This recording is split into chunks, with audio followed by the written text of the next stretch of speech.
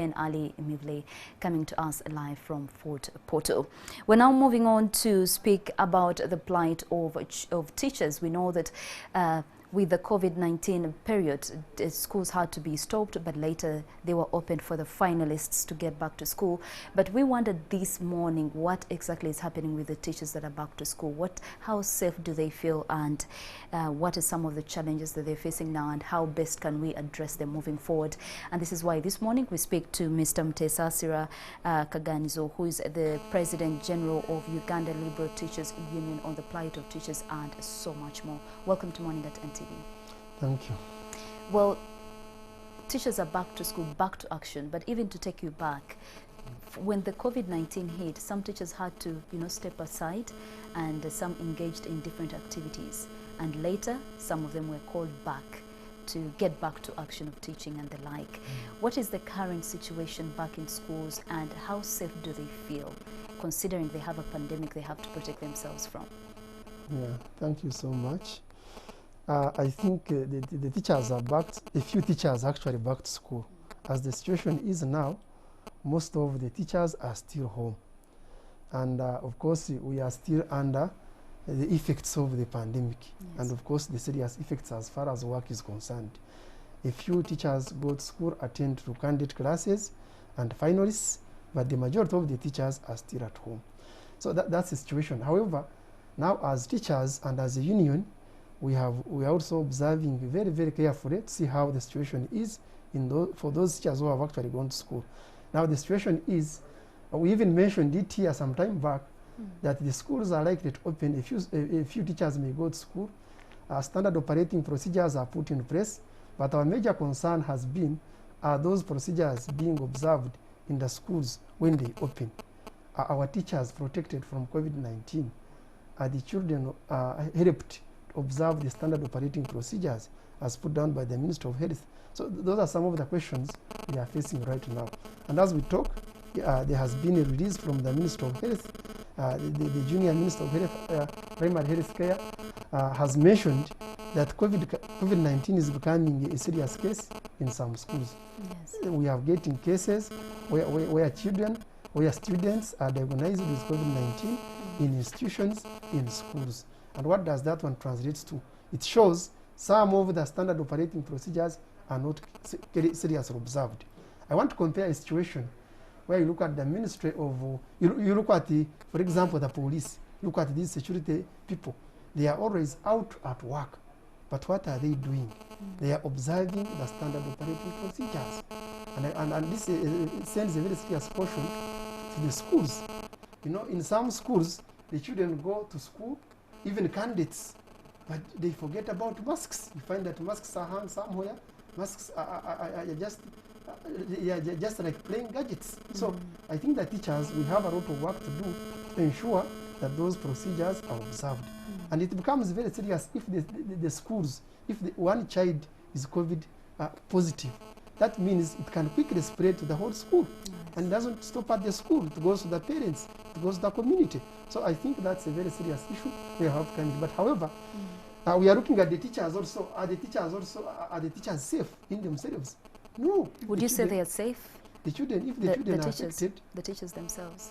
Do you think they're following the SOPs in the first place? The teachers are trying, but of course if we see that the children are not following, then it means the teachers are not doing their work. So I think that's where we have to come in as a union. What is the general observation? Do you think teachers are doing the best they can to ensure that the students follow the SOPs? Personally, I'm a teacher, but I am here to testify that we teachers are not doing the best that we are supposed to do. You are not doing the best. We are not doing the best that we are supposed to do.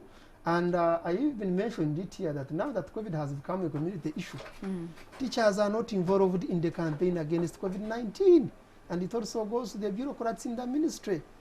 Why are you not involving teachers in the campaign against COVID-19? We are here as a union. We are a national represented union. Yes. Recently, we had our national congress here in Kampala. Over I think 200 teachers came and attended from different districts. But the question is, we are not involved in the fight against COVID-19. Okay. And if we are not involved, then that also sets a risk because we need to know how to put in place those for the operating teachers, for the procedures students, and even for the parents and the and for the community. parents and the community. And we are the very, very strategic agent in the fight against COVID-19. All right. We're also speaking about, we know that the government is also planning to get into to the regulation of private salaries and contracts. What are your thoughts on government's entry into that, getting involved in this process? Yeah, thank you so much, Sandra. Now, I think what we're going to do, this has long, actually, it is long overdue. Yes. We are looking at the government. The government is supposed to play the regulatory part of controlling the operations of the private schools. But of course, when we talk about liberalization, it's as if anybody is free to do what he or she wishes in the running of education institutions.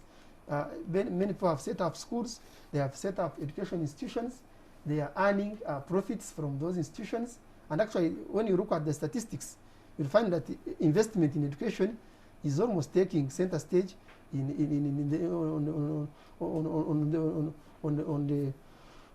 this what investment kind of part of it. Very many people are investing in schools. Yes. But the most driving factor is they are investing in schools because they are using the opportunity to exploit teachers and make a lot of profits.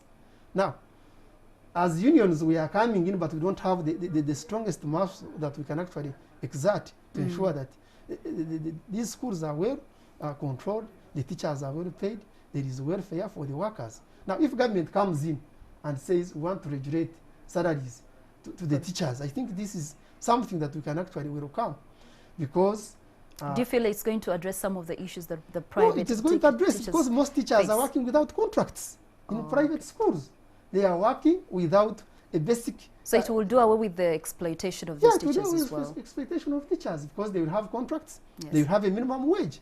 You cannot employ a graduate and say you are paying him 150,000 shillings, really, and you want a graduate to really be sustained on that kind of salary. Yes. So that's an abuse on the profession of teachers. So if government comes in, and we are actually going to press harder to ensure that government comes in, and we set a minimum wage for teachers working in private schools. They should have contracts. They should not be dismissed at leisure.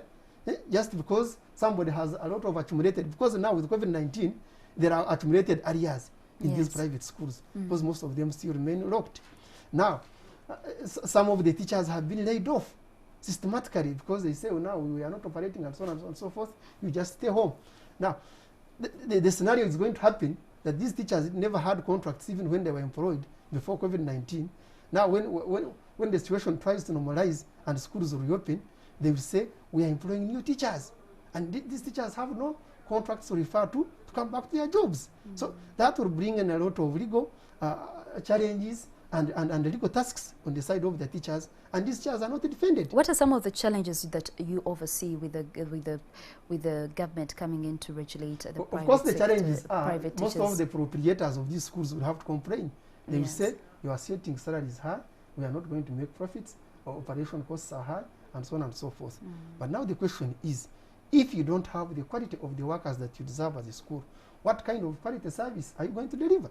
So both should come together and work together. No, they need to come together. We need to harmonize and see that the teacher is protected, yes, quality service is delivered, yes, and we expect outcomes. All right, let's also speak about the 22 billion. As you remember, the president during the entire COVID-19 period promised the private teachers 22 billion shillings.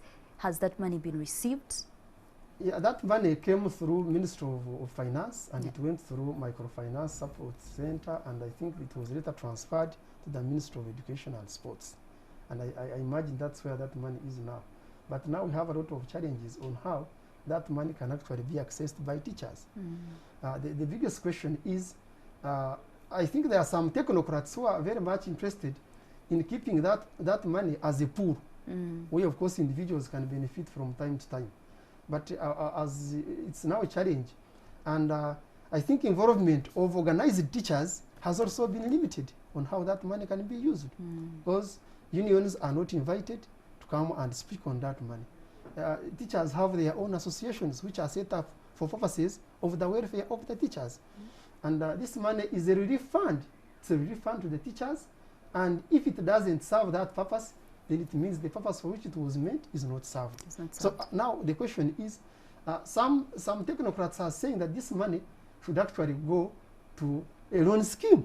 And they say this money should go for loans, let it go to the microfinance, whatever center, loans for teachers and so on. Now the question is, if it's a relief, for example, you have these refugees and so on, and you say you are going to get this money, access it through a loan application form, you have security, you have A, B, C, D. Now this is a teacher who has been laid out of work because most schools are still locked. Many teachers are not at work. Those are private schools. Two, most of these teachers have not been paid for the last about 10 months now.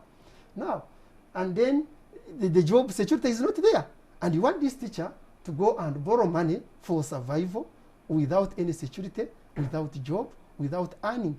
Do you think will there be some teachers who will qualify really to get this money as a loan? So the question is, we as unions, we are saying let that money go to the organized groups of teachers.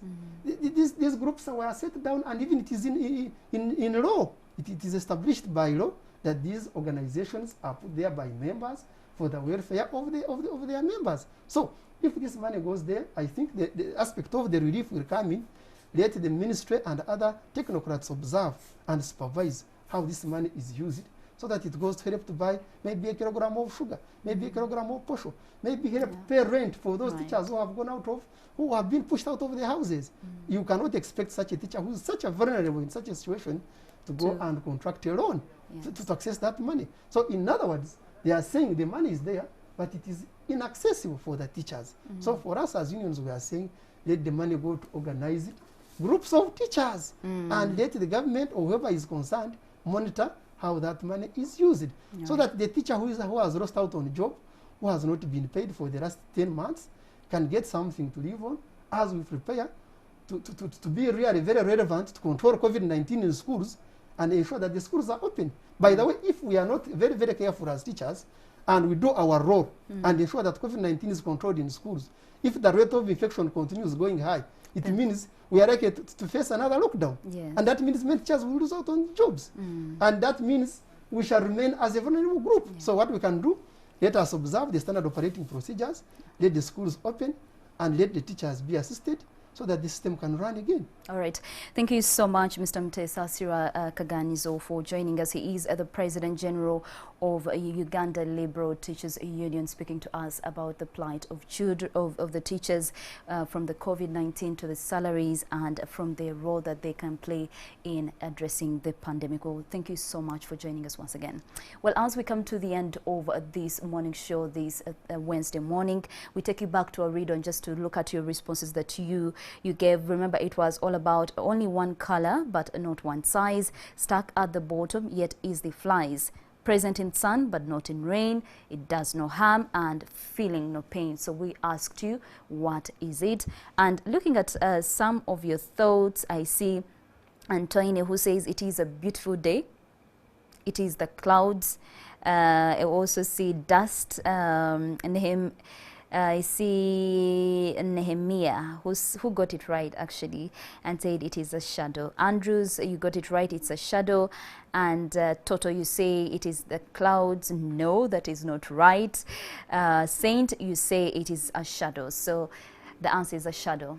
Thank you all for joining us this morning, and we do want to wish all those babies that were born on the 25th of November 2020 a very, very, very happy birthday. We will send you lots and lots of positive thoughts this morning, and we continue to wish you a bright day for you starting your day. Do enjoy your day. I have been Sandra Twinoblio and Romeo Bsiku. We do wish you an amazing day today. Good morning.